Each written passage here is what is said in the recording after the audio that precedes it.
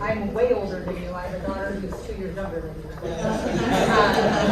So I'm done Peppenger, and it's getting kind of hard to come up with unique ways to introduce yourself to the group because you guys like knocked it out of the park. But I decided I was gonna tell my story through the tale of three signs. And you're not gonna be able to see these because the lighting's really bad, but I can kind of tell you the premise behind this. But this is a sign that's in my house, and it's where I would walk by every day to go to work, and it was the first thing I would see when I would come home. And it talks about being present in the moment.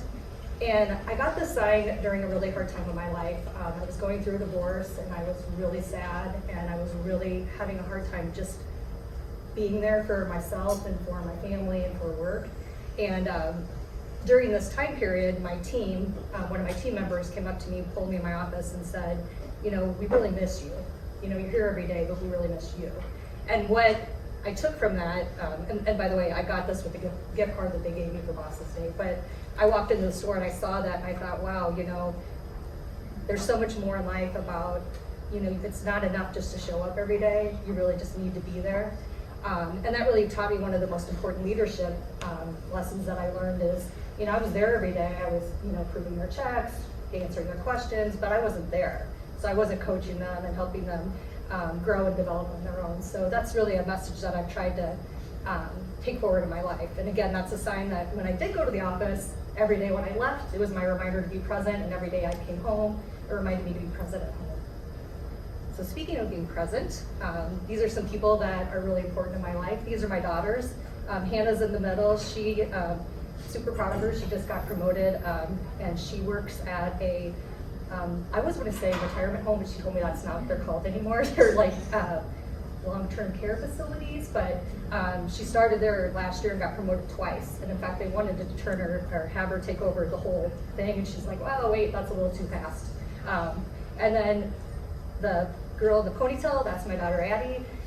She just graduated from nursing school, which is why I missed the December session. So very proud of her. She got a job offer. She just has to pass her boards next week, and then she'll be fully on her own, I hope, because we've been pretty much funding her for the last year. This is my husband, Brian, one of my best friend and huge advocate, and we've been married about, shoot, I should know this, 12 years. And through him, I finally got to be a boy mom. So I have 3 stepsons. Braden's on the end of the Carhartt hat. He's at Iowa, he's a junior. Dawson's next. He graduated from Iowa. He's looking for a job, so if anyone has any job openings, let me know. And then Logan, he's a journeyman. That's his girlfriend, Danny, who I hope will be my daughter-in-law someday. She's awesome. And then Hannah and Addie in the front.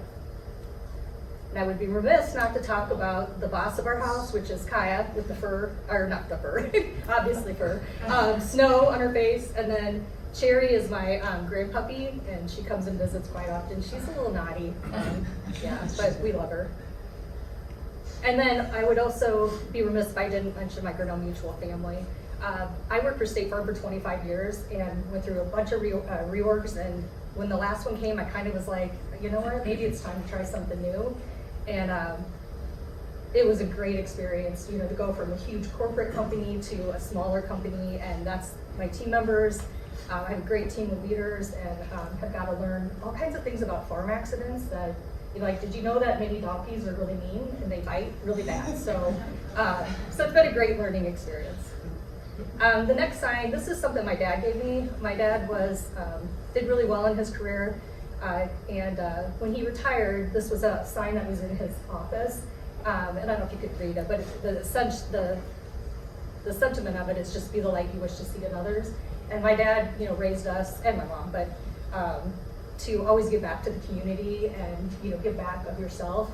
And so through him, when the girls were young, I did like Girl Scouts and, you know, coach soccer, which I knew nothing about, by the way. I had a book called Soccer for Dummies. That's how I learned about it.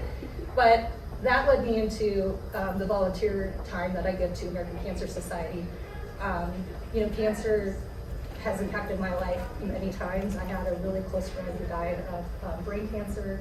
I've had multiple friends lose their their family members to cancer. And then during COVID, my dad had cancer. Thankfully, he's in remission now. But so I had a good friend who was on the committee for the American Cancer Society's Coaches versus Cancer Gala. 13 years ago, she invited me to, quote, just help make some baskets pretty. And I've been with them for 13 years, and I've been the chair of the committee for 12 of those years, and I'm super proud of the work we do there. We make a ton of money that stays in Iowa, helps people who are battling cancer and their families. You would be amazed at the resources they have. You know, I know at my work, there was an employee whose dad had cancer. He needed to go to Iowa City, and he was widowed, and the girls, she and her sister just couldn't take off that much time to get him back and forth. And so through the resources of the American Cancer Society, I was able to hook her up with the resources to get rides to treatment. He could also stay the night in Iowa City. And if you've never been to the Hope Lodge, it's amazing. But last shameless pitch, our event's May 12th. It's a great event if you want to come. We also have a golf event in August, but that's really hard to get into. But go Gala. And then finally, this is a magnet that's on my fridge. And it's just kind of, I saw it, it just made me happy. So it's just a reminder to have some balance in your life. And you know, the older I get, I used to be a workaholic at State Farm. I had to handle catastrophe claims for a while, so if you can imagine, work all the time. So when I saw this, I'm like, you've got to pause and, you know, take some joy and have fun.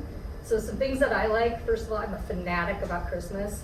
I was gonna take the picture of all the boxes in the garage when they come down from storage, but I'm kind of embarrassed about it, so it's a lot. But, so I mentioned before I was in Phoenix in December. Well, I was actually there on my birthday, and that's when Addie graduated, and my husband's like, what do you want to do? And Googled Christmas lights, and yep, we all went to the zoo and looked at the Christmas. That's my Christmas tree, is a ridiculous amount of lights. I also love to travel. Last year I was lucky enough to spend 3 weeks with my mom on her bucket list trip. So we went to Africa and did 3 weeks of safari. And then the other one's a picture of myself and my friend in Montana. My husband's from there, so we try to go pretty much every year. It's beautiful up at them. I also love to cook.